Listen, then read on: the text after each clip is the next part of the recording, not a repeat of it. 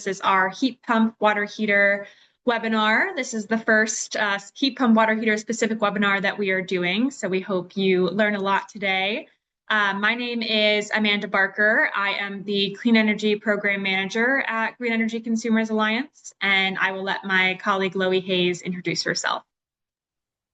Hi, I'm Loie Hayes. I'm the Energy Efficiency Coordinator. Great. All right, so moving along, just want to let everyone know that this webinar is being recorded, and by continuing with this webinar, you are consenting to participate in a recorded event. We will send out the recording along with the slides within the next couple of days so that you guys can have that as a resource to go back to afterwards. So in case you're not familiar with Green Energy Consumers Alliance, we are a consumer-focused environmental nonprofit. We were founded in 1982, and our mission is to speed a just transition to a zero-carbon world and to help empower consumers and communities to do so as well. So we have offices in both Cambridge, Massachusetts, and Providence, Rhode Island. And we achieve our mission through both consumer-facing educational content like this webinar. We also do webinars on electric vehicles, solar, basically any way that you can reduce your emissions. And then we also have an advocacy component where we have policy advocates in both states that spend a lot of time at the state houses pushing for climate policy to help make adopting heat pumps, for example, easier, to improve the incentives, things like that. Just to quickly go over some Zoom basics, you will be muted throughout the webinar, and we will answer questions at the end of the presentation. So if you do have a question pop up while Loie is presenting, you can use the Q&A function at the bottom of your screen to ask your question, and then we'll be able to answer that at the end. Again, the webinar is being recorded, and we will be sending out a follow-up email with the recording as well as resources. And lastly, if you would like to use closed captions, you can click CC at the bottom of your screen to enable those. Agenda for today, we are going to start off by talking about heat pump water heater basics. What are they? How do they work?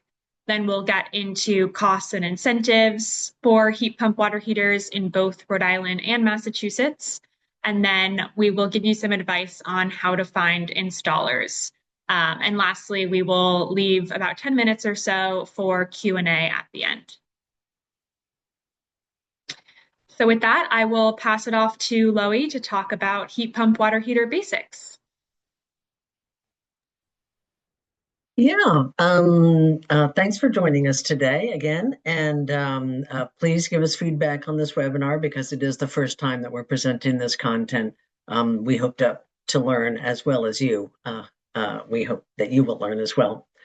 So most people don't think about, how they're using energy in the home, but as the energy efficiency pioneer Amory Levins explained back in 1990, people do think about hot showers and cold beers.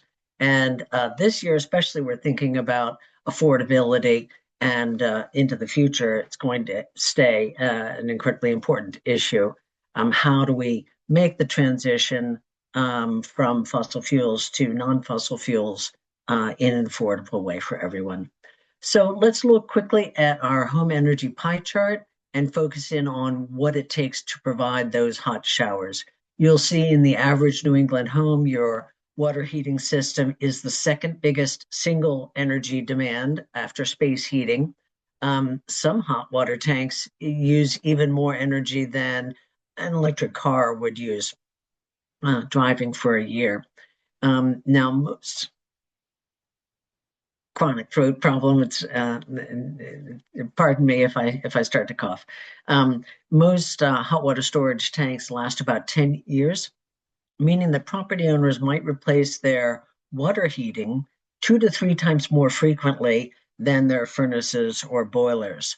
And this makes water heater conversions, replacing the fossil fuel systems with electric and the electric resistance equipment with highly efficient heat pump hot water heaters It's an incredibly important opportunity for reducing both our homes and our whole region's carbon footprint.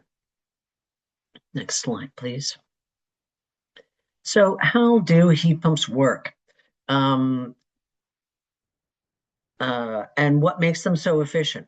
A heat pump water heater is super efficient because it uses highly temperature sensitive refrigerant, just like your refrigerator or an air conditioner, to to absorb heat from the surrounding air. And it can absorb heat from very cold air because that refrigerant is very cold in its absorbing state.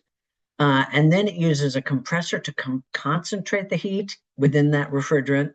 And then it uses a pump to move that refrigerant through a coil in the hot water tank, dispersing the heat into the water that's going to come up through your faucets in your shower. Because it's not combusting oil, gas, or propane, there's no waste heat that goes up your chimney. So that's highly efficient. And it doesn't release any CO2 or harmful gases in your home. That's what makes it such a green choice as well. Heat pump water heaters are much less costly to operate than an electric resistance tank. An electric resistance tank might use 4,500 watts to heat a tank of water, but a comparably sized heat pump water heater needs only 700 watts, so like 15% of what an electric tank would need, roughly. Heat pump water heaters are always going to be the least polluting option compared to any other type of water heater. And the most common type of heat pump water heater is this hybrid option that is pictured here.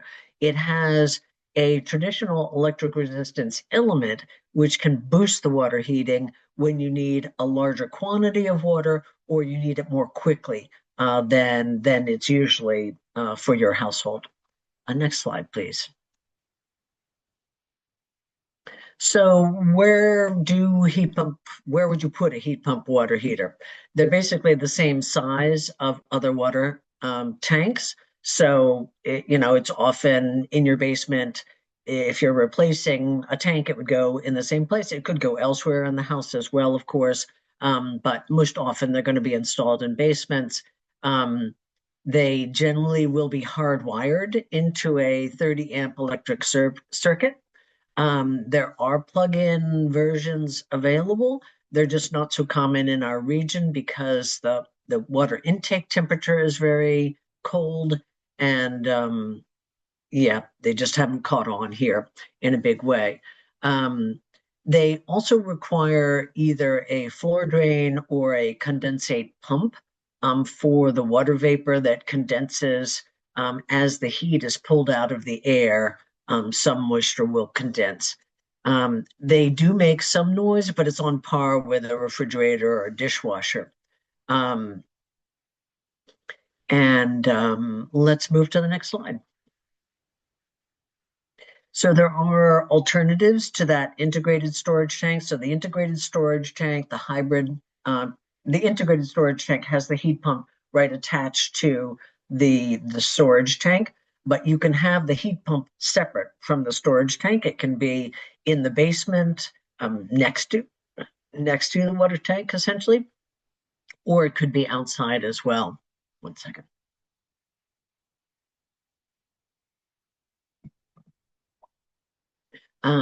There are also solar assisted split systems. These heat pump hot water systems that are separate are called split systems. So you can have a solar assisted heat pump that actually has three parts. It's got the storage tank, it's got the condenser, and then it's got a panel outside where the refrigerant is running through this panel and capturing heat from outside air as opposed to from your basement. These split systems are great for folks who have concerns about how a heat pump water heater might cool their basement too much, or say they've got a small space where the water heater is right next to a bedroom, if they're concerned about noise or something like that. And as I said, there are 120-volt options that you can certainly look into. Next slide. So here I just wanted to show a couple illustrations. On the left, you see a hybrid tank in a utility closet. You see there are louvered doors on that closet so that the heat pump is pulling air from the whole apartment to heat that water. This is certainly an option. You could also attach a vent to the airflow and pull air from elsewhere or expel air to elsewhere if you needed to do that for your house. On the right, you'll see the solar assisted panel. That's basically what it looks like. And it's attached to the side of the house. It could be on your roof, it could be in the yard, but generally attached to the side of the house. Next slide, please. So this is definitely proven technology, and there are many established brands that are selling these units. You'll see 190,000 units have been installed in the United States by the end of 2023. That's the most recent data we have on that nationwide installation rate. And many big manufacturers are making the hybrid tanks, Rheem and Bradford White, and all sorts of ones. And there are some that don't have the electric resistance element in it as well. So that's an option if you want even a lower energy usage. These, because they don't have the electric resistance option, will be lower energy usage. And now I wanted to let people know that if you live in the Boston area, and if you're interested in being part of a pilot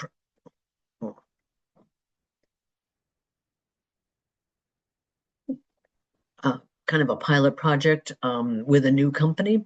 It's called Reservoir. It's based in Charlestown, and they're offering discount pricing for folks who are willing to give feedback. And I can get you information about that if you want to follow up with me afterwards. This is specifically for people in the Boston area. Next slide, please. On to costs and incentives. Next slide. So breaking down the costs into first installation costs and then operating costs. Installation costs, of course, vary greatly depending on your location, what the prevailing wage is there, how you currently heat your hot water, and how complex the installation will be. Replacing an electric resistance tank would be the simplest conversion because you already have electricity coming to that location. If you're replacing gas, oil, or propane, you will need an electrician in addition to a plumber, so that's going to increase the cost somewhat. If you're replacing a tankless coil system or an indirect water heater, you'll need to run new water pipes to the tank, as well as electricity. So that could be an adder for the cost. And if your electric panel is already full, you may need to upgrade your service, and that would be a significant increase. Mass Save estimates the cost at $3,200 for the average heat pump installation in Massachusetts. We think that's a little low. What we're seeing is estimates in the range of 5,000 and 6,000. So it's definitely something that you want to investigate. You want to get multiple quotes on, and really think about all the things that you're going to need to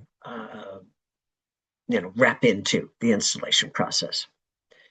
Let's move on to the operating costs. This slide is one that you can generate for yourself using the Mass Save website. The URL is there, and again, we'll be sharing out these slides so you have this information. But let me go over this briefly. again, operating costs vary greatly, and it depends on the price of electricity that you pay and what you're paying for your current water heating fuel. And of course, what those fuels will both be like 10 years from now as you're using this equipment. If you see on the left side, that tall column is the cost of the electric resistance. That is going to be, the most expensive option. And next to it is the heat pump water heater. And you see how, the enormous difference between those two shows you why we think anybody who has an electric resistance tank, you definitely should be planning to replace with a heat pump water heater. And you might want to do that on the early side rather than waiting the full 10 or 15 years of the lifespan of that electric resistance tank. You would be saving money by replacing it early.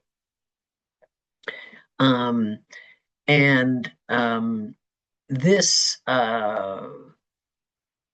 the particular assumptions that we built into this generating this graph are listed at the bottom of the page here. And with these assumptions, heat pump water heaters are also less expensive to operate than standard storage tanks heated with either gas or propane. And they're less expensive to operate than an oil-fired boiler with a tankless coil.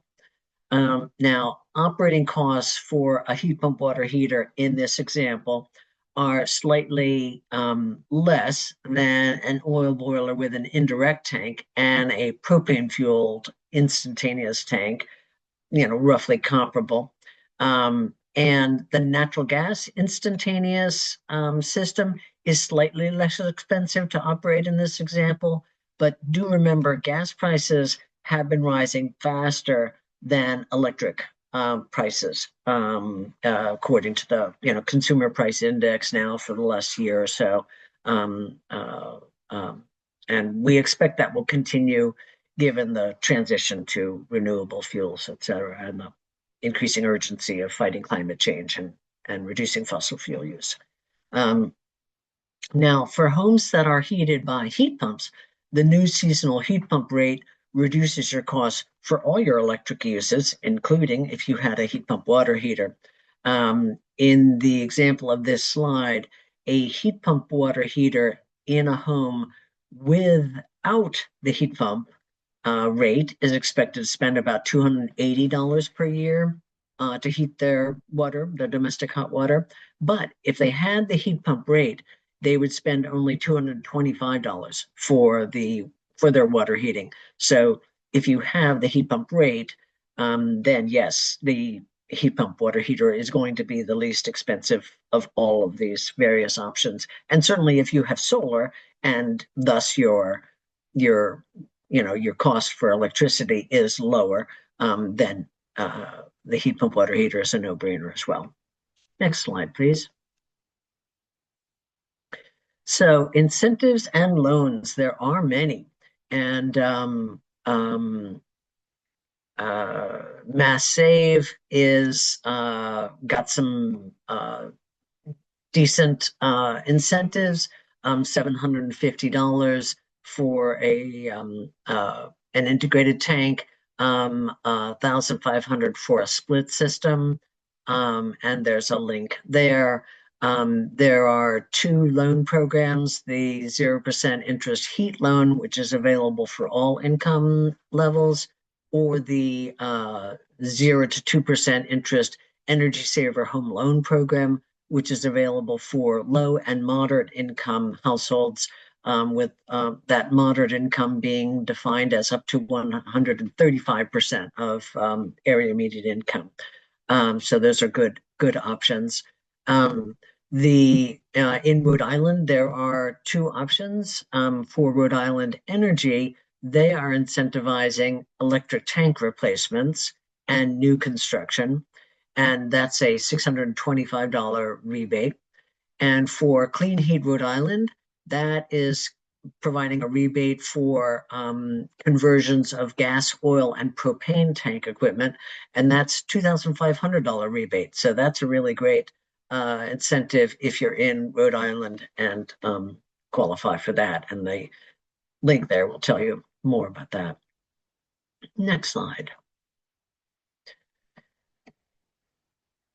So next steps, you want to start by using the either the Mass Save calculator or the Efficiency Main calculator also has, these are both equally usable, completely interactive. So you can put in whatever rates you want for your electricity, your gas, your oil, your propane, whatever it is you want to compare. You can put in the rates that are prevailing in your home area and generate your own chart showing, how these various things will compare.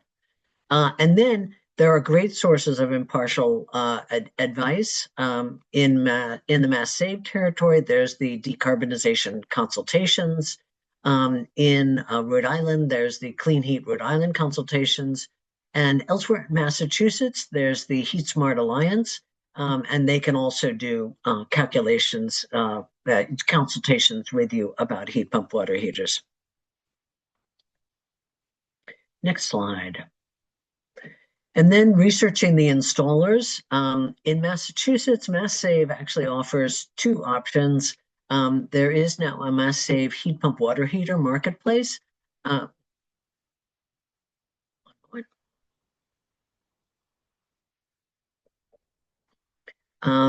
This offers fixed pricing for equipment purchase. So you can go on there and purchase your own heat pump water heater and then, contract separately with a plumber to say, I've got it sitting in my basement, what will it cost to install it? A plumber and electrician. And if you don't want to do that, there's also fixed pricing for electric tank replacement.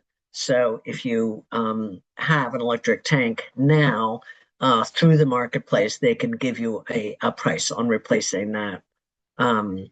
There's also the Mass Save Heat Pump Installer Network. This is, heat pump installers, but you can sort that list by different types of equipment, and you can sort it for heat pump water heater installations, and you'll get a whole list of people in your area who have gone through the Mass Save training and are familiar with, how to get the rebates and, how to, use qualifying equipment, etc. Now, in some Massachusetts municipal power communities, Abode Energy Management also has a list of participating contractors. So that's an option as well. And of course, you can, in Rhode Island, there's also a find in an installer option through Clean Heat Rhode Island. So that's a good option. And next, my last slide.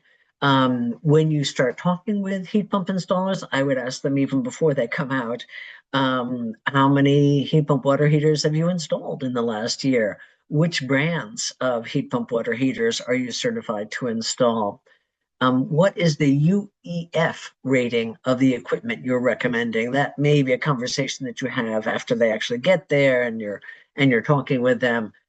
Basically, you want to ask them, what are the options you can offer me, and what are the UEF ratings for those options? And the higher that UEF, the more efficient the equipment is. And there is a cutoff to qualify for the incentives, but you want to ask them, is the equipment you're recommending eligible for the state or municipal rebate? And that will make sure that you're getting equipment that is above whatever that UEF threshold is. So I will turn it back to Amanda, who will lead us for the Q&A session. Great. Thank you so much, Loie. So yes, we are about to go to Q&A. So if you haven't already, now is a good time to put your questions in the Q&A box, and we will get to them shortly. Before we do that, I just want to remind everyone that we are a nonprofit organization, and we are able to achieve our mission and do webinars like this one in large part thanks to donations. And so if you do feel so inclined to donate, you can go to greenenergyconsumers.org/give now. And here are both Loie and I's emails in case you want to follow up with either of us. With that, we will go to Q&A. So let me pull up the Q&A box. I see a method. The first one is, can you provide the efficiencies used to generate the operating cost comparison? And I don't actually have access to that information. That's embedded in the Mass Save calculator, but I'm assuming that either there may be a way to drill down on the Mass Save website to learn those assumptions, or it may be something that we need to contact Mass Save to ask what were the assumptions built into that calculator. Great, thanks, Loie. It looks like someone is asking us to explain again the reduced cost for operating a heat pump water heater when they're on the heat pump rate. So would it be helpful for me to go back to that slide, Loie? Sure.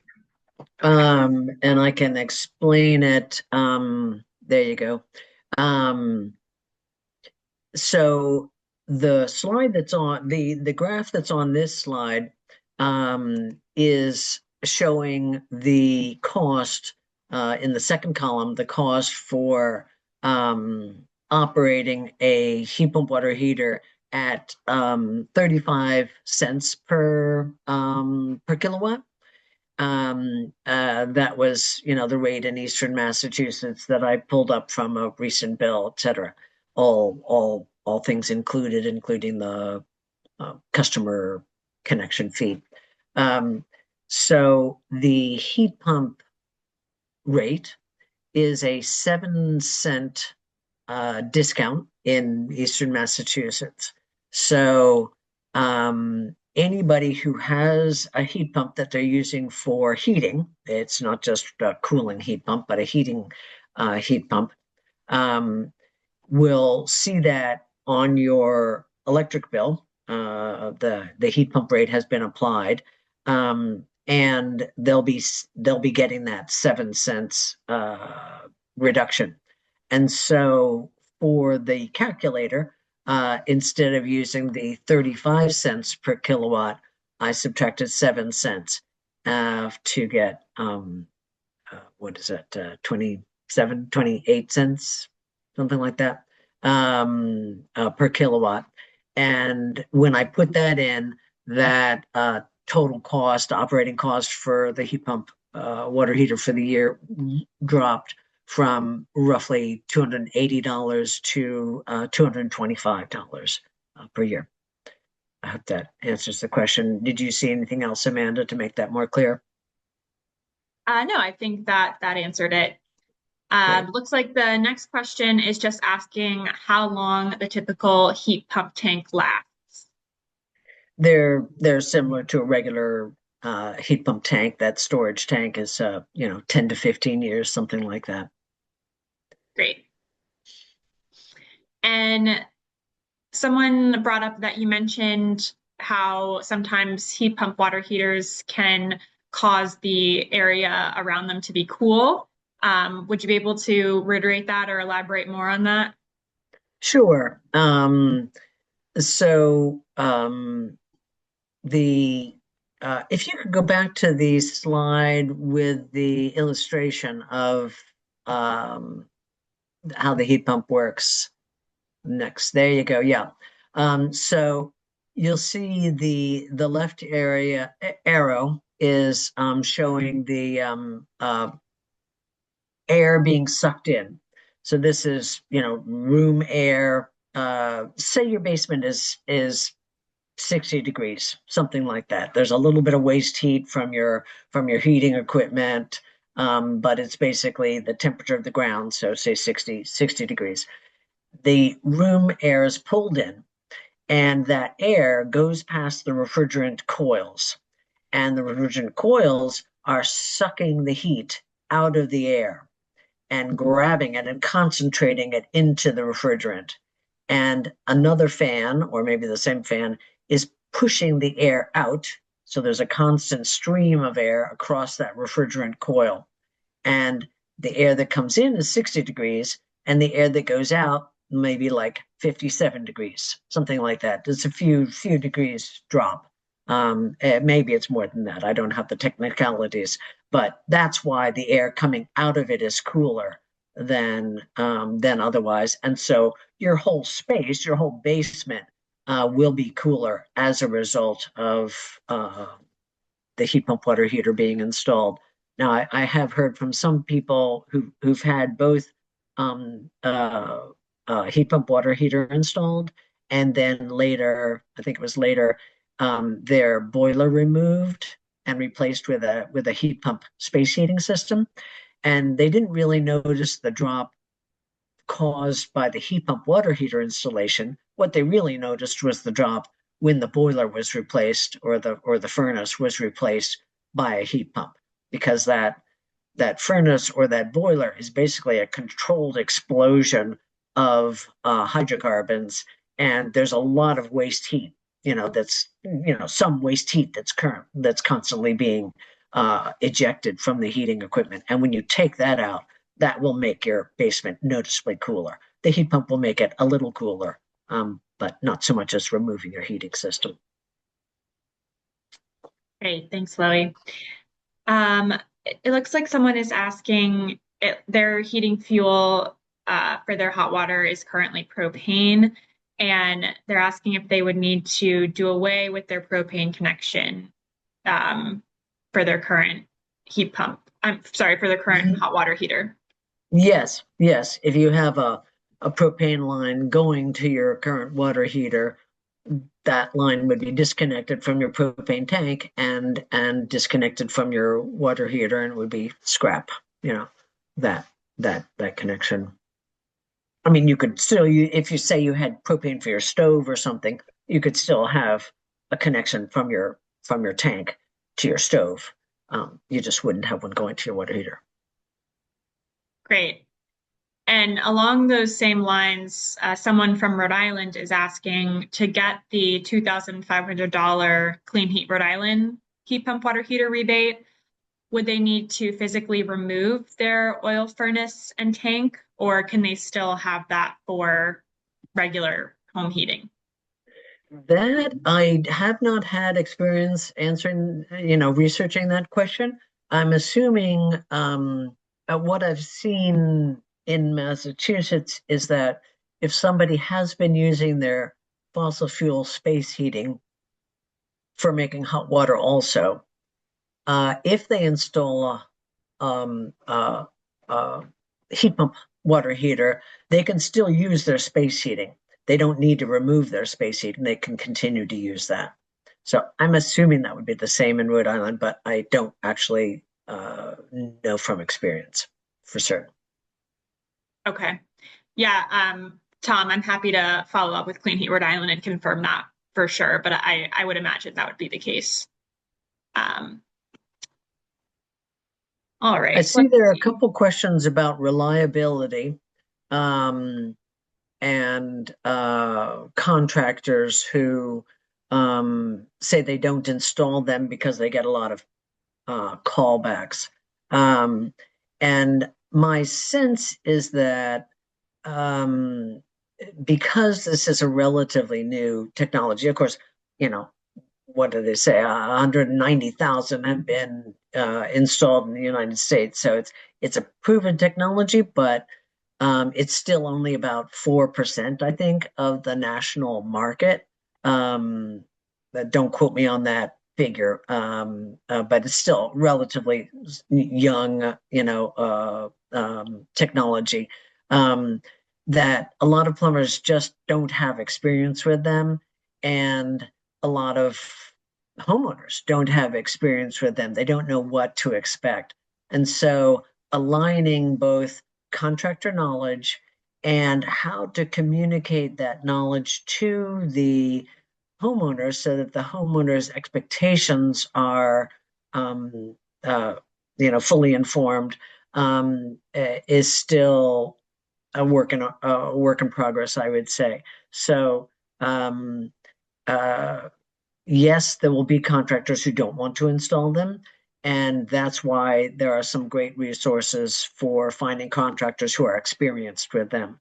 And each contractor will have their own preference on which brands, they have found most useful. And so it's important to get quotes from multiple contractors who are experienced with installing them because one might say, I only put in Ream. Another one might say, no, I only put in Bradford White. And, they'll have their reasons, but the reasons may not be appropriate for your house. And you have to be the one to discern which one seems to have the best information for your particular situation. So I don't think that there's a reliability problem per se. I think that these machines are, doing a good job. From what I'm hearing, people are very happy, plenty of hot water, etc. But you do have to have, um, you know, an installer who's well informed and well experienced. Yeah, and a system that's well designed for your family's needs, and your family has to understand. For instance, if the system is sized for uh, a two-person household or a three-person household, and suddenly you have the cousins all arriving for Thanksgiving, you need to understand, okay, when the cousins arrive for Thanksgiving, we're going to have to switch to party mode. One of the installers uses the term party mode for activating all their electric resistance, so that, yeah, you can do 4 showers in a row and run the dishwasher 3 times in a day, etc. Great. Yeah, that answers someone else's question. They're talking about how their natural gas on-demand water heater never runs out, and they can, have multiple people showering back to back, and basically, can a heat pump water heater keep up with that? And you're saying that if it has the party mode where it, kind of goes to that electric resistance feature, it can. Yeah, yeah, and basically all the hybrid tanks have that option, where you can crank it up, if you will, or they have some they understand that there are going to be times when you need to do you know 3 loads of laundry or whatever, and you can hit the button on your phone or on the machine itself and crank up the production. Great. And could you just go over again what the difference is, like what an electric resistance tank is versus a heat pump water heater tank? Sure. Yeah. Electric resistance is basically you're sending electricity through a rod in the tank. And that rod is is getting very hot. And that's what creates the electricity. And as I noted, it could take 4,500 watts to heat up an entire tank if you're using electric resistance elements. Um, and a heat pump water heater is going to be um, using that refrigerant that's highly temperature sensitive to capture heat from the basement. It's a very kind of uh, not quite passive, but less energy intensive activity. It's just pulling it's just pulling air past the refrigerant coils and then pumping the refrigerant in a loop through the water. So much less energy is needed. Instead of 4,500, only 700 watts are needed to heat that whole tank of hot water with a heat pump water heater. Does that answer the question? Yeah, that's great. Thank you. Um, let's see. It looks like someone is just asking for clarity on when the heat pump rate is in effect. So it's only in effect for the winter months. So I believe November through April. And then for the rest of the 6 months of the year, there you would just be on the standard rate. So it's only in effect in the winter when you'd be using the heat pump to heat your home. Yeah. All right, we're getting a lot of questions. So, Loie, are there any that jump out to you as important to answer? Yeah, somebody suggested that we run a group buy for heat pump water heaters. Um, if we had more dedicated funding to do that, we could potentially try that, but a group buy does take a lot of time to set up, and it's a little difficult. I mean, Mass Save, in effect, is trying to do this for the heat pump marketplace. But even for Mass Save, it's proving difficult because um, there are so many different types of conversions that need to happen. You know, the tankless coil and the gas and the instantaneous, etc. That and so many different basements. You know, a basement that's walkout versus a basement that's completely in the ground versus a garage versus a utility closet. Do they need a panel upgrade? Is the electric wiring, way in the opposite corner of the basement, the panel, etc. So it's very hard to standardize bidding for both heat pumps and heat pump water heaters, unfortunately. Um, so, yeah, at this point, yeah, we can't offer that. Loy, would you be able to explain what is typically involved in adding a drain for the hybrid tank? Oh, I wish I could. I don't think you want to do it. Okay. If you don't have a drain, I think you're going to go with a condensate pump. Just a small little pump sits next to the heat pump water heater.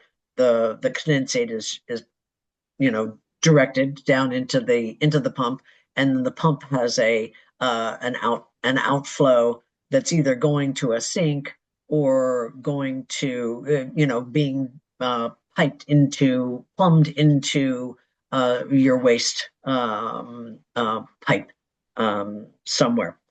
So generally, I think you're not going to add a floor drain for heat pump water heater unless you're doing other work in your basement that is about moisture control. Say you wanted to add a French drain or something like that.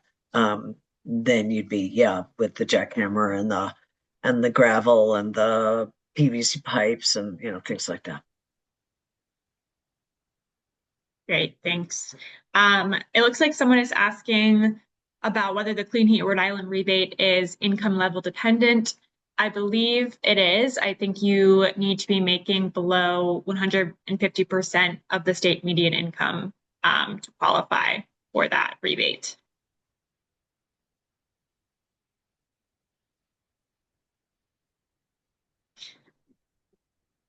And someone is asking about how to get more information about the Reservoir Pilot Program. So we can just send out in our follow-up email a link to their program. And then if you have further questions, you're welcome to reach out to Loie for more information. Yeah, I see a question is Burlington, Mass considered part of the pilot area for Reservoir, and I don't think that it is, but I may be wrong on that. And again, that's something you could talk about with Reservoir.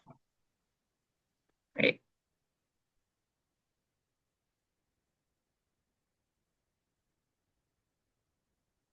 Let's see. Loie, would you be able to comment on how installing a heat pump water heater might affect the home's value? Hmm.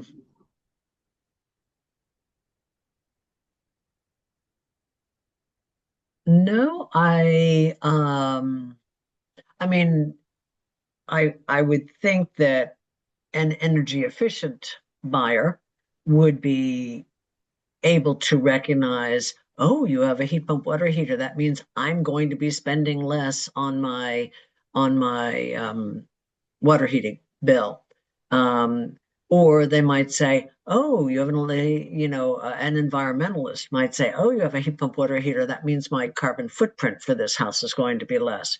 But I'm not sure that there's any easy um, uh, real estate understanding of, oh, yes, this increases value of the house, because it's so um, uh, it's not commonly understood. The value of it is not commonly understood, either within the industry, the real estate industry, or within the buyer market. Right. Someone is trying to calculate return on investment of hard and soft costs. And I know you had said that installation is around $5,000 for replacing an electrical resistance unit. Would you be able, so that's the soft cost, would you be able to share the actual cost of the unit, the hard cost? Oh yeah, through the Massive heat pump marketplace, I believe um, uh, if somebody knows that figure, tell them, drop it into the Q&A for us. But I believe it's somewhere in the $800 range. Great. Yeah, it's really, the electrician and the plumber combined that really uh, adds a lot to the installation cost.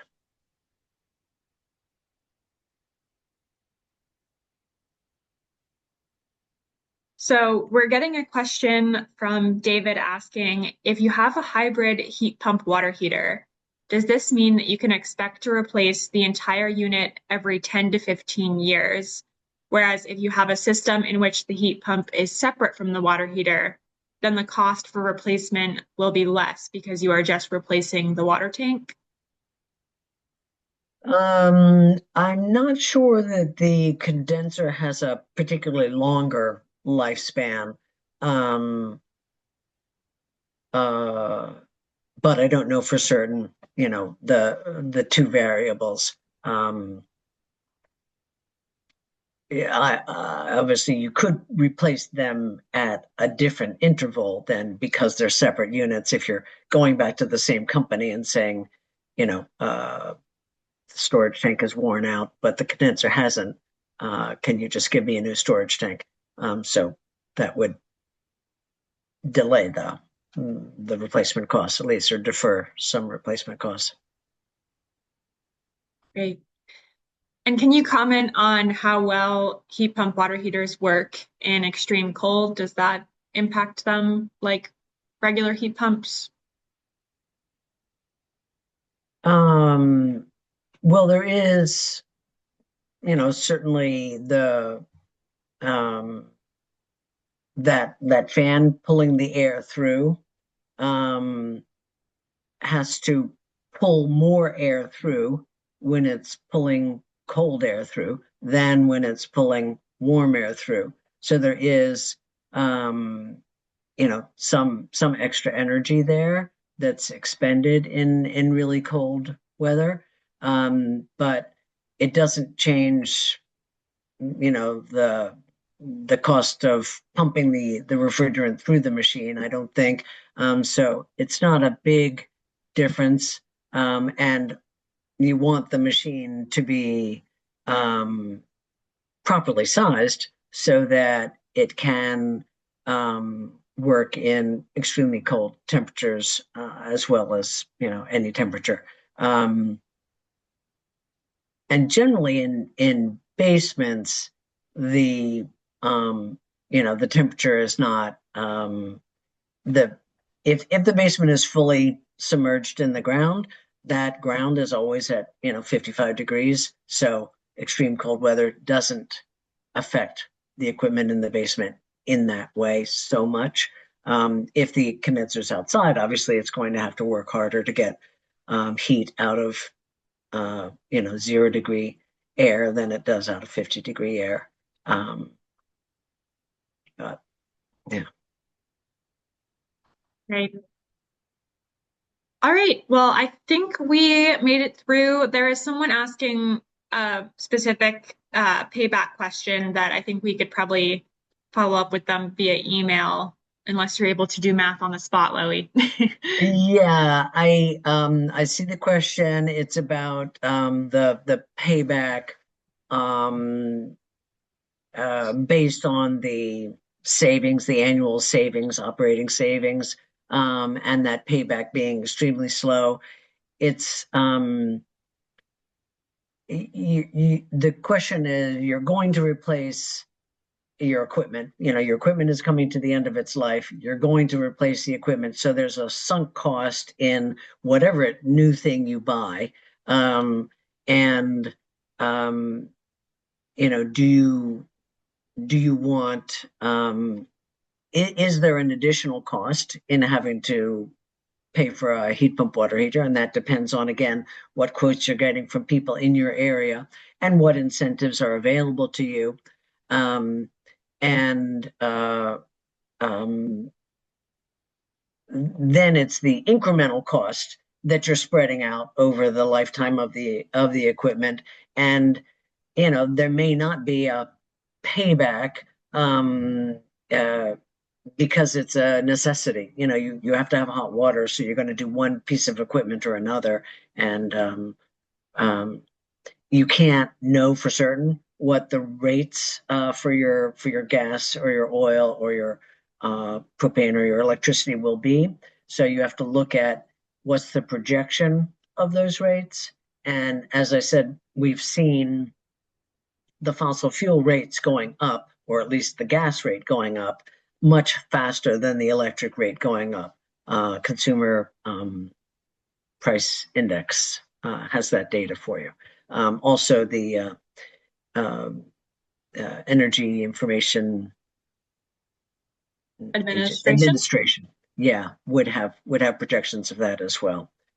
So yeah, it's a good question. How do you make things pencil out? And it's a little complex because you're talking about a 10-year projection at least, or 15-year projection. Right. And what equipment and what professionals are in your area, and what are they charging. So, Gotcha. Um, well, that is really helpful. I think that's all the questions we got. We only have resources on Massachusetts and Rhode Island, but if you are in another state, I encourage you to go to your state Office of Energy Resources page or maybe your utilities page and see if there are incentives there. I know that Rewiring America also has a calculator that covers several states, not all states, but several states where you can put in your zip code and your information, and it'll plug out what incentives are available to you. So we can send that in the follow-up email as well, if that'd be helpful. yeah, Um, Rewiring America is a great source of information on rebates. Great. All right. Well, if there are no further questions, I think we will give everyone 2 minutes back to their day. Thank you all so much for joining. Thank you all. Look forward to hearing from you via email if you have questions or insights. Please share. Great. Thanks, everyone. Take care. Bye bye. Welcome to our panelist discussion today. We'll be discussing women in EVs. Before we get into everything, we'll just go over a couple of the logistics, and then we can introduce everyone, and we'll start with our discussion.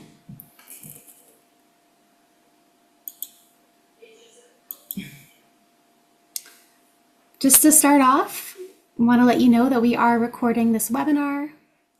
I want to make sure that you are consenting to participate in a recorded event. After this webinar, we will send out the recording and upload the recording onto our YouTube. A couple of logistics for the webinar. This will be a casual conversation, but you will be muted during the first half of the discussion, And once we move to the Q&A, if you would like to share a question, just raise your hand and you'll be able to speak, join the gallery view. So that way we can talk to each other a little bit more face to face. Closed captions are also available.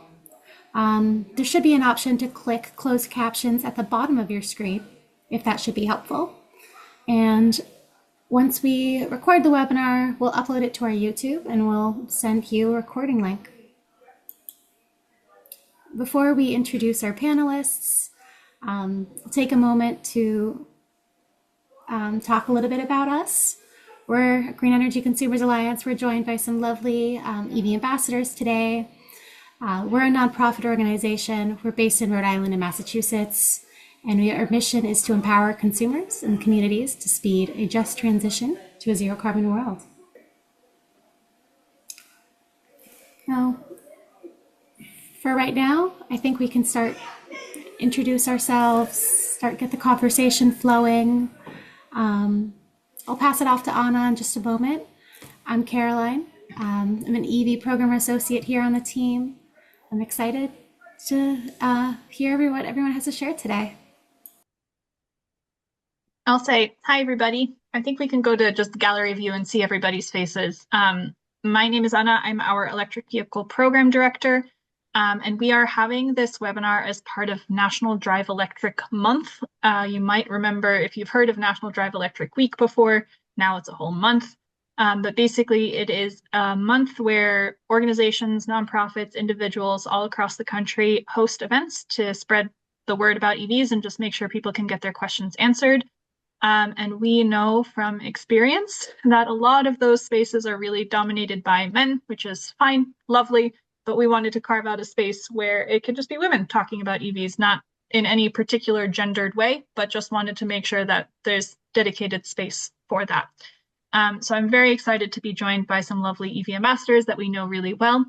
I will quickly have the last member of our team at Green Energy Consumers introduce herself, and then we'll just go around to each of our panelists, and I'll ask you to introduce yourself, tell us what car you drive and when you got it, and how you know the organization as well. But Ariane, I'll let you introduce yourself first.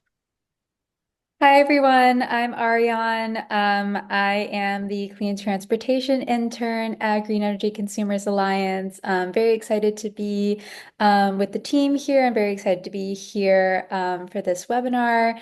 I am a big fan of EVs and love the work that Green Energy is doing. So yeah, just very excited to hear the conversation today. I will pop it right to you, Gina. Tell us about your car, how you got it, how you know us. Oh, but you're muted. So first step, unmute. Well, it's because of Green Energy Consumers that I have EVs in the first place. Around 2016, when the US got pulled out of the Paris Accords, I got very EV curious and I started going to your events. And that's how I ended up with my first Leaf in 2017, which I loved. Then I traded it up for a 2020 Leaf that had more range. And I'm really happy with both of my cars. My mom, even after swearing she would never do it, she bought her first EV and she's in her 80s. And she is tooling all around Rhode Island and Providence in her candy color red Nissan Aria, living her best life. So I love the EVs. Love it. Amy, do you want to go next? Sure. I'm Amy. I have a Tesla Model X. I got it back in crazy 2020 year. I actually don't even remember when I started being an ambassador. I think it was back in 2020 and I was looking into EVs. I didn't know what I was doing, discovered the website, and then started going to events and being a panelist. Welcome back. Thanks. Anshu, go ahead. Hi, Anna. Hi, everyone. This is Feng Shui. I am now a municipal staff, but I get to know Green Energy Consumer Alliance, this great organization through work. I used to work closely with Anna on community energy efficiency programs. Glad to be back and talk about EV. So he had the EV actually not too long ago, 2 years ago, 2023. While our previous car was reaching the end of its lease period here, so we're looking for her a new one, and then we are very he interested in EV, so we got this Volkswagen as a new car. Nice. Yeah, thank you. I'm going to just take a moment to, again, folks who are listening in, please put questions in the Q&A box at the bottom or raise your hands as much as possible. We want you guys to ask the questions because you're here to get your questions answered. And so as much as we can have a conversation, the better. But we obviously have some questions prepared that we can run through. But I really want to encourage anybody, don't be shy. Please raise your hand, ask a question. And the same goes for you panelists. So if you want to ask each other questions or just bust in with a random story, please go ahead. But Caroline, do you want to pick a question from our list? Yeah, of course. How do you all charge your vehicle? I know a lot of people might charge at home, but yeah, share. Do you charge at home? Do you charge at work, at a public charging station? I'll go. So I do have a charger installed at home. That's probably my primary. When I do travel, I'm mostly stopping at superchargers, and every now and then, depending where I am in shopping centers, you'd be surprised how many chargers are just out and about that have limits for free for 2 hours or something like that. So now that I have an EV, I notice those a lot more, and I'll use those too just to top off once in a while. Yeah, I have a home charger too, but I very rarely use it. When I'm out and about in Providence, I usually charge up in the course of the day while I'm out running errands. I only use my home charger if I'm really, really low and I'm planning a long trip, or if it's winter and I just need to warm the car up before I get in it. I have a charger at home as well. And we enrolled in because I live in Belmont Han, and Belmont Light provides a differentiated rate for peak hours and off peak hours. So we enroll in that. It's a good deal if you have EV and a heat pump at home. So I mostly charge at home. And also since I work in Watertown, city of Watertown, and we have this it used to be free. Now they started charging, but still at very cheap price. Many public charging stations. For example, right behind the Watertown Free Public Library, I can easily find chargings. So I charge at home and at work. And also I find different charging stations when I was doing shopping and things like that, as Amy mentioned. Yeah, that's great to hear. I'm hearing free charging, charging at home. I think we have a hand raised. I would love to learn a little bit more. I'm wondering if you accessed any incentives at all, if you do charge at home. Let's give, let's see, we might have a Q&A or two. Let's give them the floor. Anna, do you have that capability? There was a raised hand, and then the raised hand disappeared. Whoever you were, please feel free to raise your hand and we'll call on you. But I do see a question in the chat already. Great. Ask all the questions. Does anybody still own a gas car at all? I do. You do? Yeah, in my family, so my husband now has a Volvo, but we're thinking about how, yeah, because that is an old vehicle as well. So maybe the next one will be another EV. But Gina and Amy, you both just one car household, and it's a battery electric vehicle. Right. Were you nervous about making that switch without a backup car? No, not at all. Gina's brave. Amy's nodding. How did you think about that, Amy?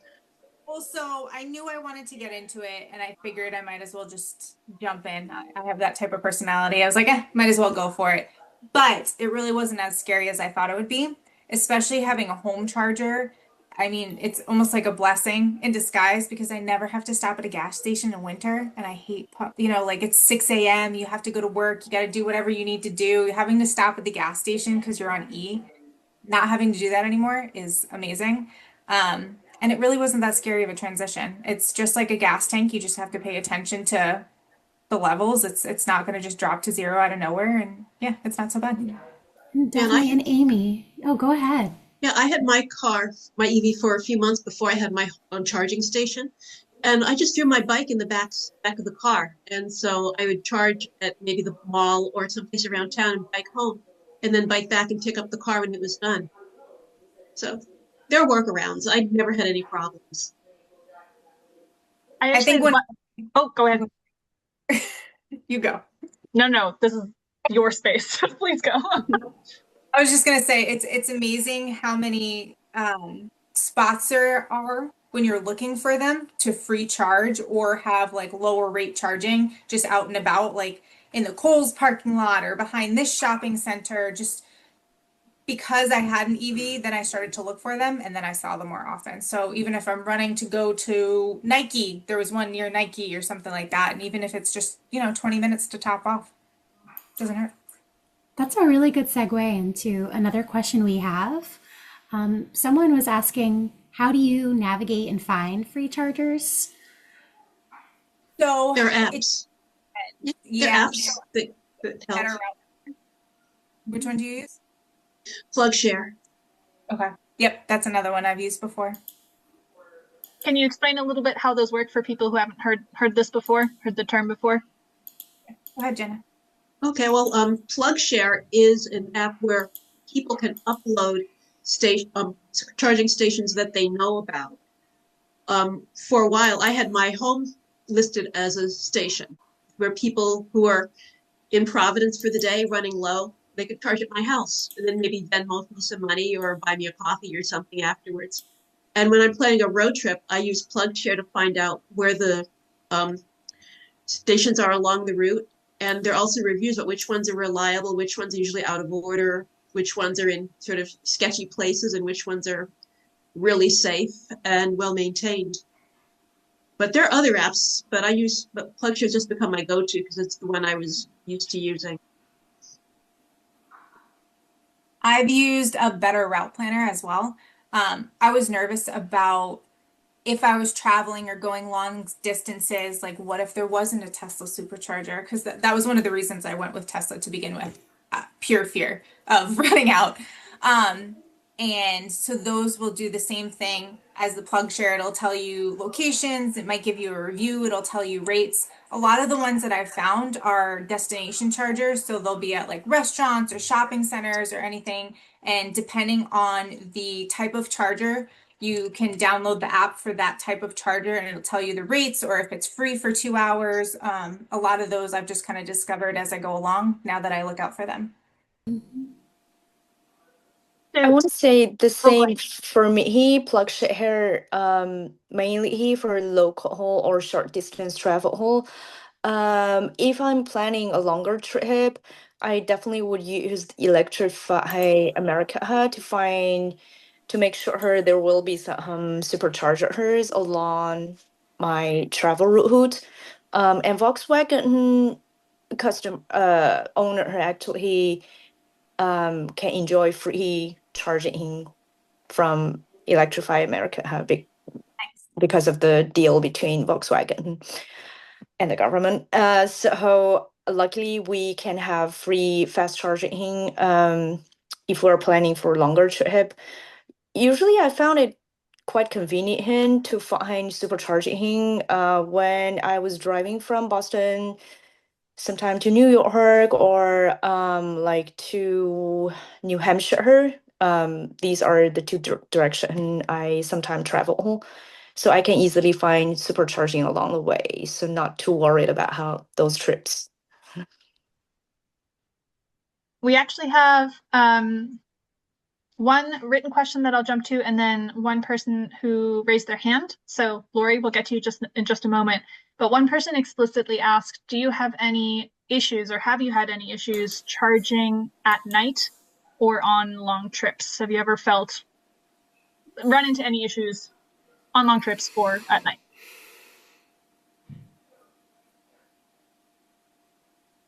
Luckily, I haven't had any issues. The worst issue I've ever had charging on a long trip was that I had to wait. I was like 2 or 3 in line, and that was about it. But it was in a shopping area, so I parked the car, got myself a coffee. By the time I came back, I was able to hop in a spot not too long after and charge up. Yeah, and if I'm not parking someone, I think the space just seems kind of sketchy. I just don't park there. I'll just go someplace else. But I've never had any real problems. I've never felt unsafe charging at night. Yeah, I would also say there's no big difference, but I'm curious why the question come out like any difference between night and daytime? Is that like a concern about how some charging station close at night? I don't see that happen often, so that shouldn't be a concern. Well, I see Harold is the person who asked the question, and Harold has his hand raised. So Harold, I'm going to allow you to chat, and then Lori, you'll be next. Okay. The reason I asked the question is it comes up sometimes when you talk to people, especially wives. If you're talking to a husband and wife team, they're, concerned about, going on a trip and charging at night. So that's why I asked the question. I've heard this Interesting. sometimes in the policy context of like, as we're designing charging stations, let's make sure they're not like in the back of a mall behind the dumpster and poorly lit. Like, I've heard it in that context of like, let's make sure these stations are designed well. But I think it's a fair question, and I'm glad nobody's had an issue. To I go will back, speak. Oh, sorry, go for it. I was just gonna say what Jenna was saying as far as like PlugShare has reviews for locations. So if you're looking at a place, you can see someone might say like maybe I went there and I was like, sketchy, wouldn't go at night. You could look at that ahead of time and maybe say, we'll skip this one, let's go to this one. It's in a huge shopping center. Absolutely. Honestly, that was exactly what I was going to say. My parents are proud owners of a Rivian. They absolutely love it. And they've done lots of long drives to visit both me and my brother at school in places that were incredibly remote. But yeah, thanks to great apps like PlugShare, it was very easy for them to plan out where chargers were vis-a-vis where they were staying, where the campus was, and getting to understand what the charging rate was, what the experience was like, what the quality of the charge was like. And so all of that makes traveling with an EV very, very easy. Thanks, Harold, for your question. I'm going to find Lori. Lori, you had a question. Lori, you should be able to talk. Hi, everyone. This is a great conversation, and I appreciate it so much, and thank you. So I have a 2021 Bolt. Absolutely love it. I do have a charger at home. The first, before I got the charger installed, boy, that range anxiety is real. I feel so much better being able to charge at home, but I have friends in distant places and get concerned about being able to make it out to see them. I've dabbled with some of the apps, and I'm wondering, as the conversation has kind of is evolved, I'm wondering if that's some of my issue. My concern is that I did purchase an adapter so that I can charge at a Tesla Supercharge station. But seemingly, I had this experience on the Cape where I thought there was actually Tesla Superchargers near Orleans or in Orleans, which is where I was, and the adapter didn't work. And so I'm wondering, I don't have PlugShare. I'm actually wondering, I mean, that's a really good thing for me to investigate, but wondering about identifying, or if any of you, I don't know, we don't have a Bolt owner here, but how to identify those superchargers that will work with adapters, the one that I have. So I know the ID4 and the Nissan Leaf don't yet have the adapters, unless something's changed and I'm not up to date, but I'm pretty sure neither of them have the adapters yet. So I'll just jump in real quick and say that for those who haven't heard of this, Tesla opened up its fast charging network to vehicles made by other manufacturers, and those other manufacturers are supplying their customers or selling to their customers adapters so that non-Tesla vehicles can use Tesla superchargers. The one detail that gets lost in some of the news articles about this is that not every supercharging station can use those adapters. It has to be a certain version. So some of the older superchargers don't work with the adapters. Tesla on their website or their app will show you pretty easily, and I'm pretty sure PlugShare will let you do that too, that you can check off adapter and filter the stations that way. So I would say make sure you go through one of those routes when you're looking for a charger, and it'll show you just the ones that would actually work for you. But it is confusing because if you just like type in Tesla charger into Google Maps or something and navigate to one, it might not be the right one. It might not be the level that you need for your vehicle. Mm-hmm. Okay. Great. Thank you. I think I need to become more familiar with some of these other apps and also the filtering and all of that, a little technologically challenged here. Thank you. Of course. Thanks for your question. I'm just going to keep encouraging folks to ask questions, but Caroline, if you want to ask we have a question in the chat on the topic of charging apps. Someone asks if Asks will tell you if a charging station is not accessible or under construction. Have you found that generally when you've been navigated to public charging that it's updated in real time, or have you ever navigated to a charging station that wasn't accessible? I haven't had too many issues. I guess you could say it's like a review. If someone wants to leave a bad review, they're probably more apt to do that than a good review. And so if someone runs into an issue, you're probably going to hear about it. I have seen on PlugShare before where someone said like this is not working, or specifically I'm thinking about there was a newer construction area and they had chargers, but they sat there for like a year and a half unconnected. So people would say all the time like, hey, it navigated me here, but they weren't even on. So I've seen that before. So it's just whoever's willing to update, because a lot of those are just by person that is visiting those. So it's a personal review.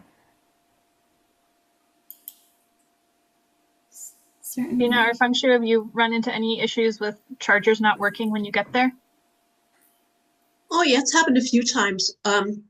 I knew when I was going down to Newport a lot, I charged in the Newport Hospital parking lot, and there was a time I got there and the station had been vandalized.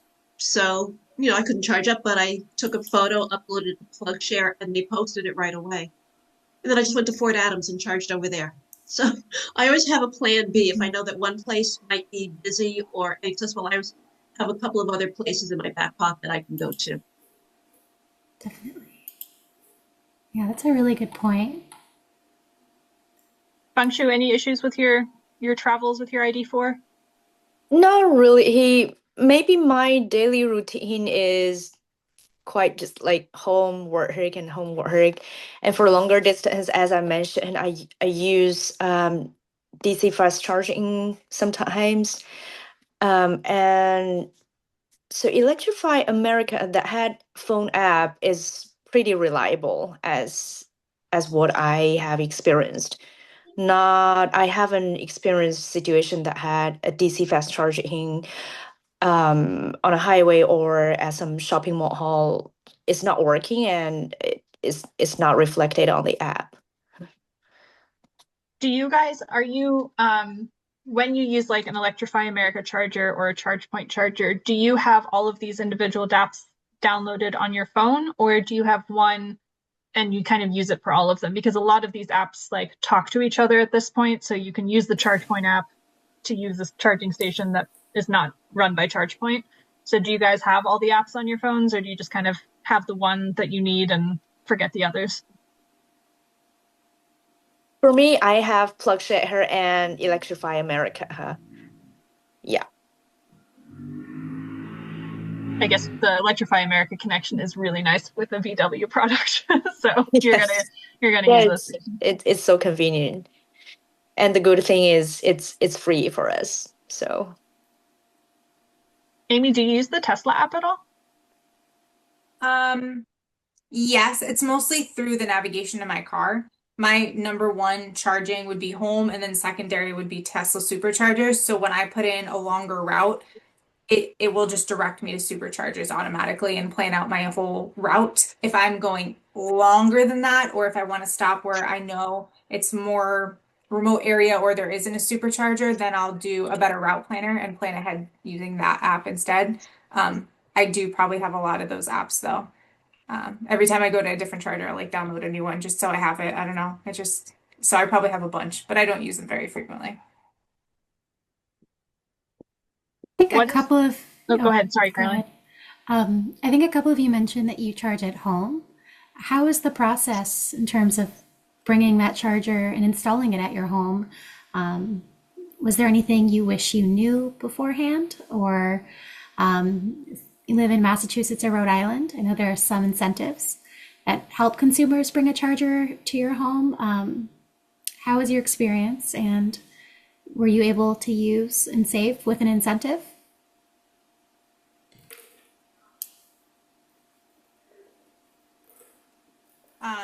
I have a charger at home. I bought it almost the same time that I bought my car, maybe a week difference. I have a friend that's an electrician, so he helped me install it in the house. It was pretty seamless, or it's on my garage.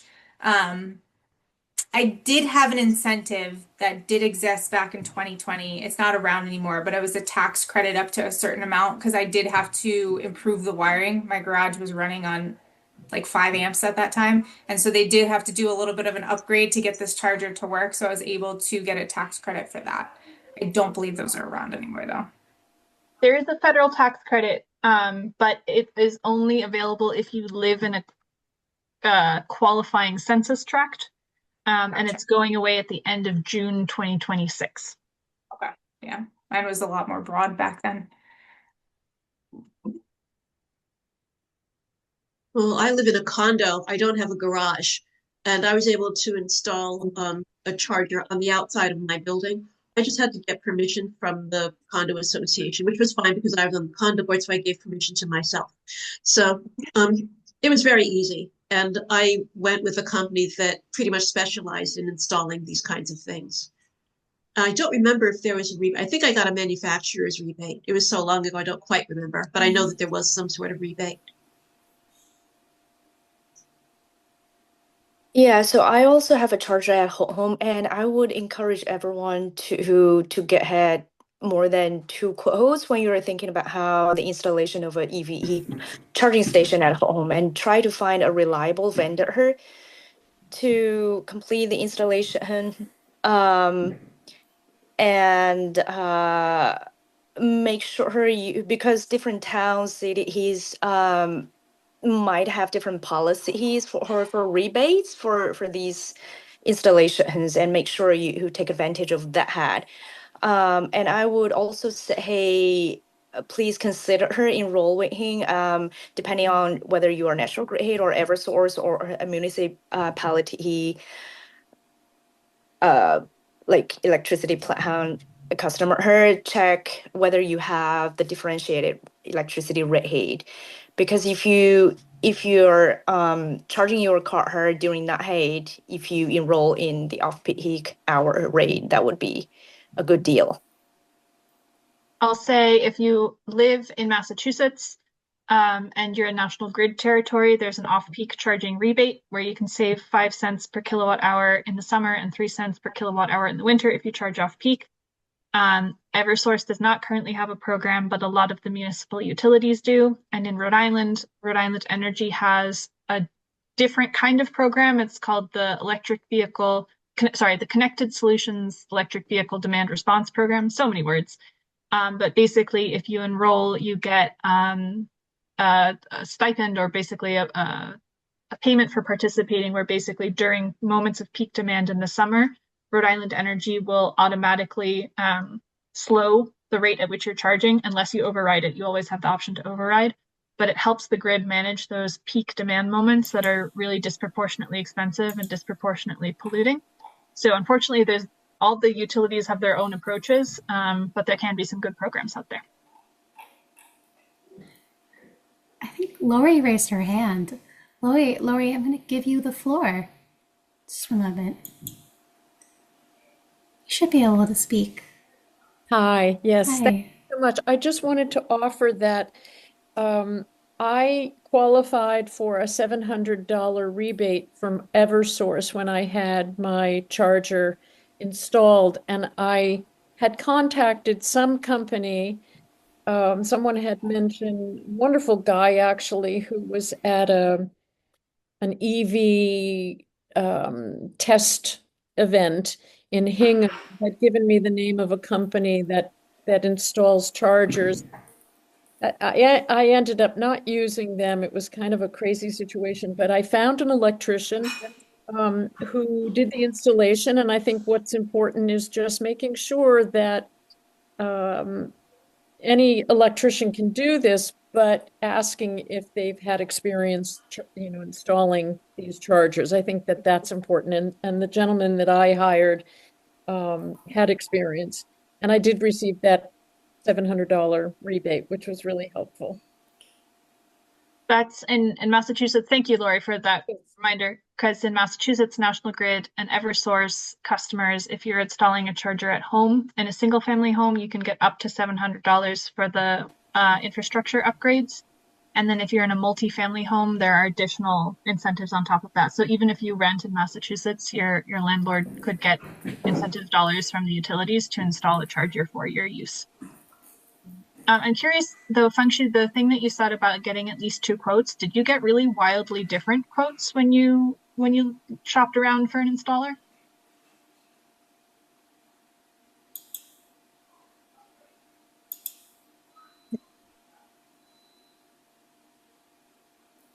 Sorry, I'm using my phone. It's a little bit difficult to navigate.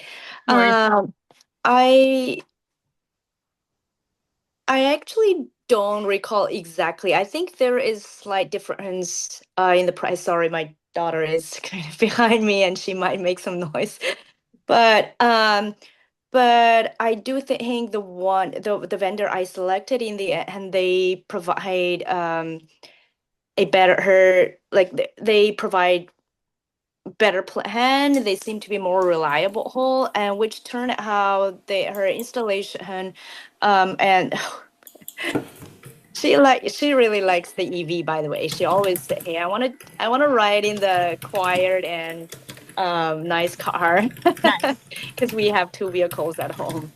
Yeah, so I'm not sure whether I'm allowed to recommend like a specific vendor, but I can let anyone know like who I worked with if someone is interested in seeking that information. If people have questions afterwards for specific panelists, we're happy to do some email forwarding. Cool. I just keep waving.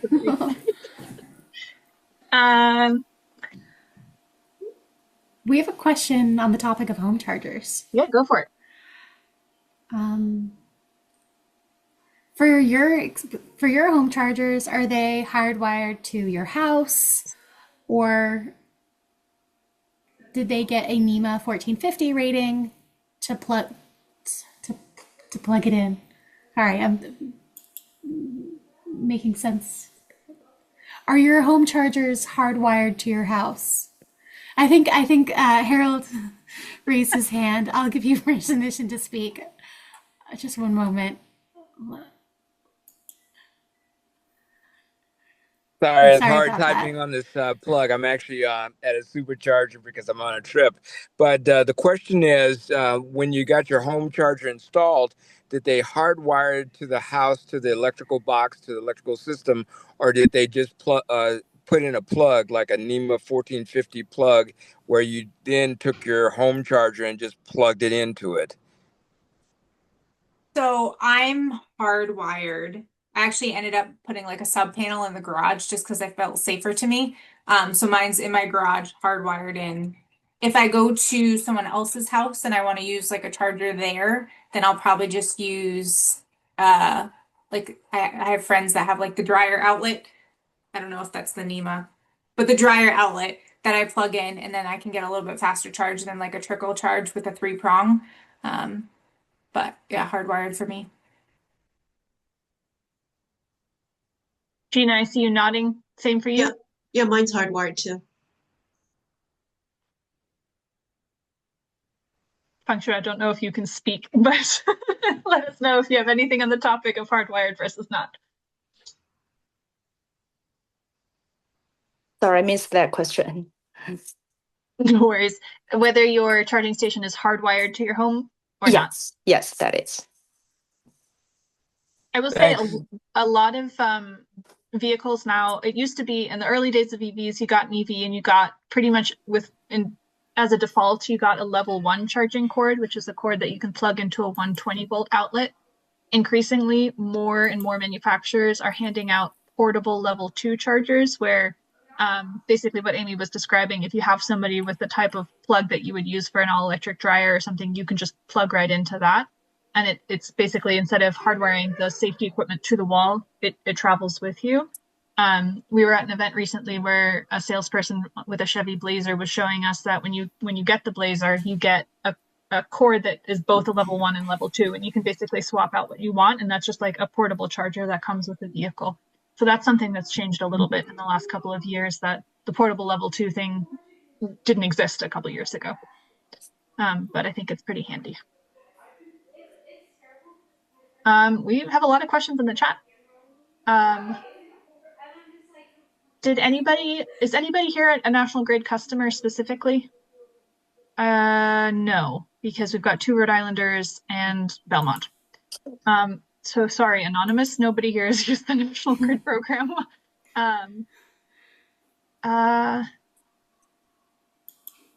Anonymous, send us an email, we can chat. I think, I'm not sure if I fully understand the question, but we do have another question, which is, does anybody have a 2-way charger that can also send electricity back onto the grid?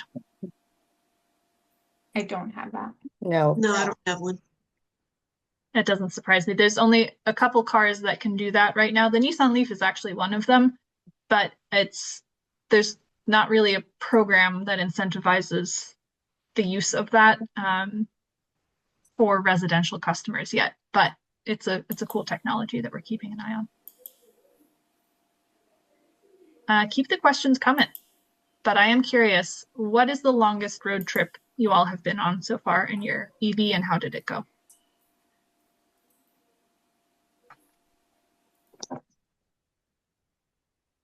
Probably 4 hours each way. And it was fine. I planned it out. I ended up that trip using just Tesla superchargers the whole way.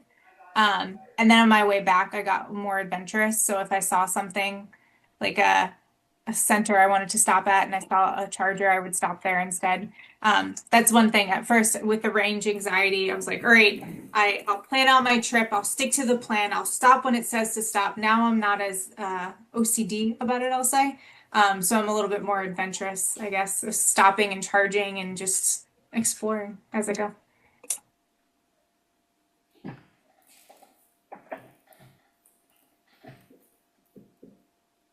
I didn't really go anywhere recently. I think the longest trip I made over the summer was down to Mystic. I made it from Providence to Mystic and back on one charge. I didn't run my AC very much though.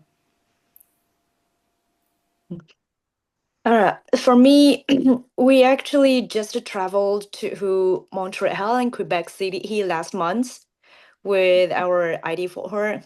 It was a good trip. We didn't have any trouble finding a charging station, which is good. And I would like to say that at the very beginning, so right after we purchased the ID4, we, especially me, he kind of have the range anxiety.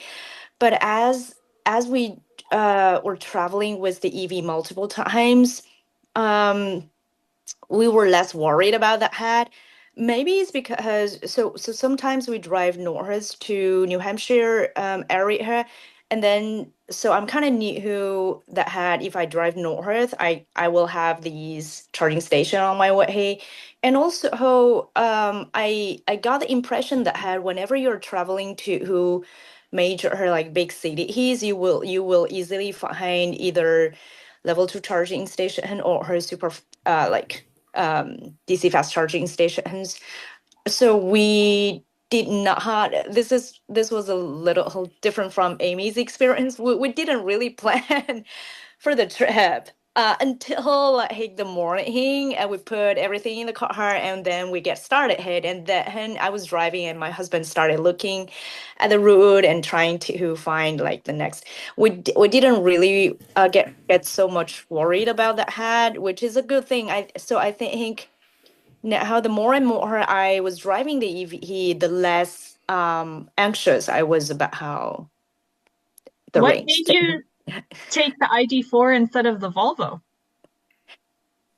Oh, You chose an EV instead of a gas car for this trip.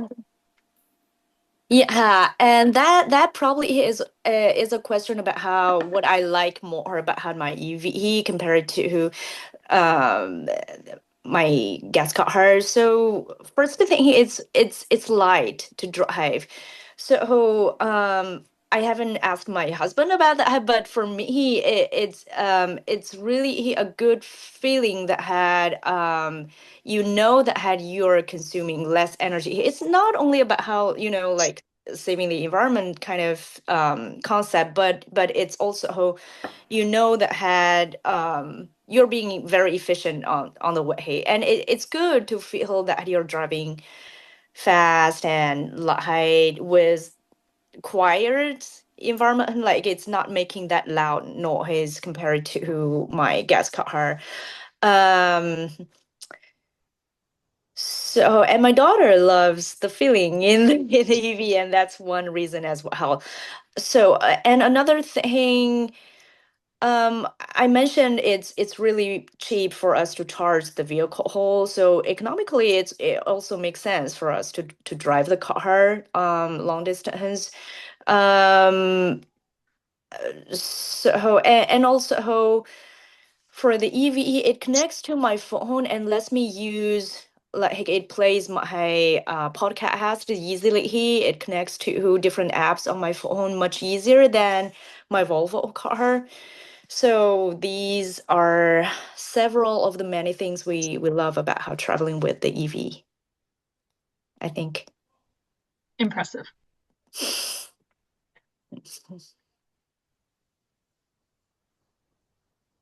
Does anybody, we have a question here. Anybody have any experience finding free chargers in Western Mass?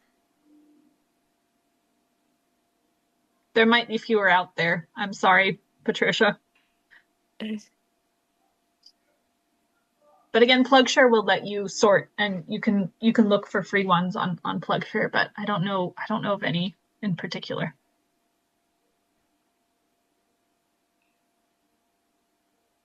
Okay, we've got like 10 minutes left. So keep the questions coming. But I do have one, which is what has been the most pleasant surprise about your vehicle?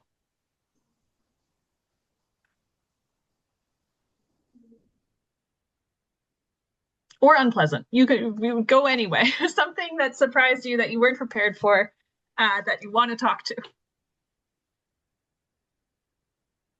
I guess I could say I was really nervous about range anxiety. And at first it was a real thing, and I hyped it up a lot more. Especially, I'm the type of person that, like we've just hit fall. My heat seater is on, my steering wheel heat is on, like I got the heat pumping already, like I'm ready to rock and roll. And I was concerned about having all those things going and how much it would change the battery. One thing that was nice to know is that your battery going from summer to 0-degree winter, it's not happening overnight. So like if you are using those utilities, you just notice like a little bit of a curve. It's not like day and night going from I don't know, everyone has different range, but going from 250 to 150 miles of range, it's not overnight. It's a smooth adjustment. It's just like using a gas car. You'll notice an adjustment depending on things that you're using, how fast you're going. It wasn't as scary as I thought it was going to be. And I love it. I love my car. I want to highlight, we had a question about finding chargers in the Western Mass area, chargers that are free. We had another comment from the Q&A. Big Y Supermarket will give you 1 hour free charging. That might be worth checking out. It's the first time I've heard of that. So if you're in the area and there's a Big Y near you, maybe there's some free charging.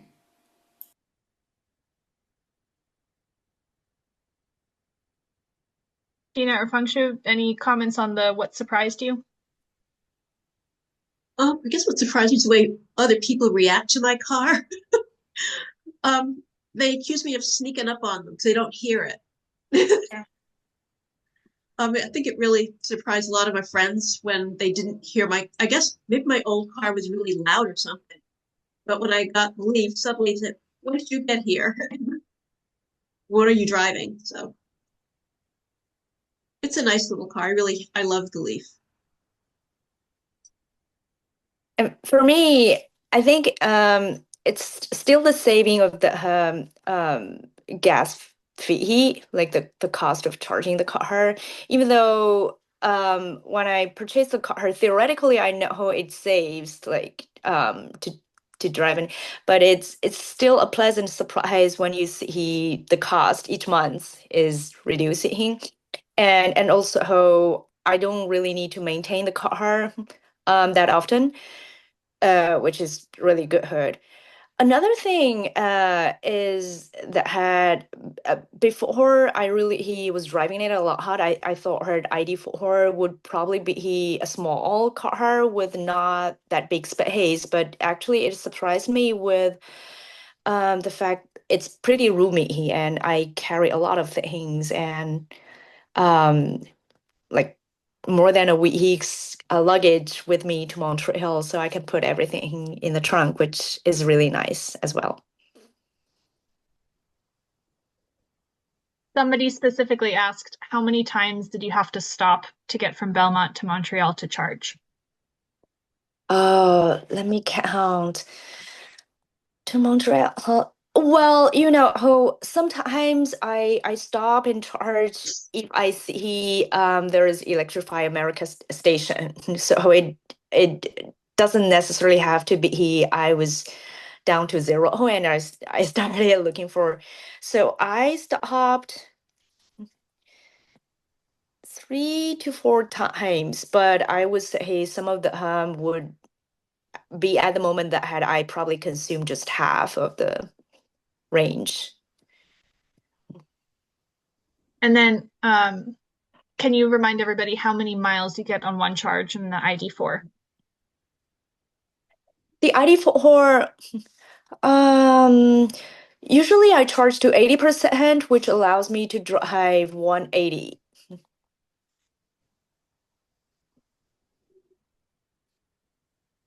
I know you might have the precise number of Yep, I'm looking it up because I can't remember off the top of my head anymore. The 2025 ID4 gets anywhere from 206 to 291 miles per charge, depending on which trim you get. Because some of the trims I think are all-wheel drive, and those go a little bit less far. Actually, there's a complicated series of trims that you can pick from, but over 200 up to 291.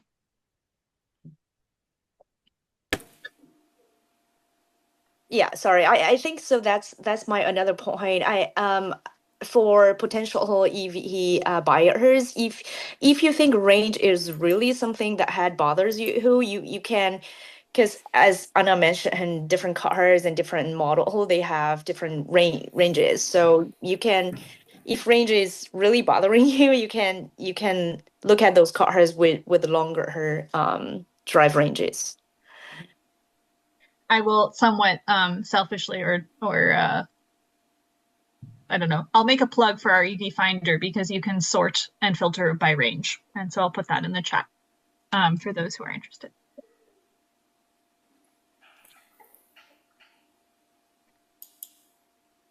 I think we've got one more question from the chat, and then any sort of parting thoughts, and then we can call it a day.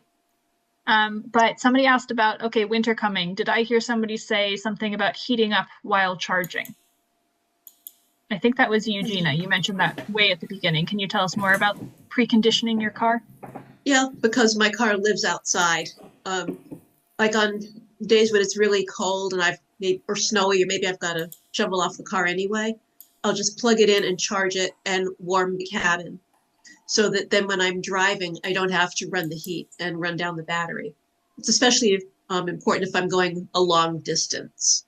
If I'm just tooling around town, it's not that big a deal. Also, the one thing about my Leaf that I'm not too crazy about is that it doesn't have heated seats. I got really spoiled with my first Leaf that had the heated seats, and the 2020 doesn't. I will say warming yourself by using the heated seats or the heated steering wheel is more efficient than heating the cabin air. So that is a really nice feature, particularly in an EV. Amy and Fangshu, do you precondition when it's cold? Yes, yes. It's convenient to start the car with the phone app. And also, so even if you leave the car and if you would like to keep the car being cool, you can keep it, I forgot the term, but you can keep the AC on. Because sometimes my daughter would fall asleep in the vehicle. So driving an EV, it makes me feel safe that both me and my daughter can stay in the car even after we shut the car, like shut it down. But for her gas car, you would be concerned because you don't want to keep the car like running like all the time. But with a toddler, with a baby in the car, sometimes you want it to be very safe if they're sleeping in the car. Yes. I do precondition. I have on my app, I schedule times for when I'm ready to rock and roll. And so during the week for my normal schedule, I get up at the same time, I leave the house at the same time. So once it starts to get a little bit cooler outside, I just have it preconditioned for a certain time. So it's ready to go. My seat's on, my steering wheel's on, and the car is ready to go by the time I'm ready to get in. That sounds nice. I want to do that with my bus seat, but I'm trying to think that works the same way. I'm sure there's something where we can get you plug into a battery. No pants. That'll be fine. Well, I want to say a big thank you to everyone for joining. Do any of you have any final parting thoughts? Thanks for having me. Cool. Oh, sorry, Fangshu, go ahead. No, yeah, I want to say, hey, once you shift to EV, it's kind of hard for you to shift back to gas cars. Yeah, that's my final comment. That's a good one. Well, I think we can just say thank you very much. I'm very, very grateful for the three of you to spend your time with us. And Caroline put in the chat, if any of you have any questions, please feel free to reach out to us at drivegreen@greenenergyconsumers.org. We'll also send out an email with I was about to say the slides, with a recording, and also a link to our Drive Green community Facebook group where you can ask more questions and have real life EV drivers respond. So with that, I think I'll say good night.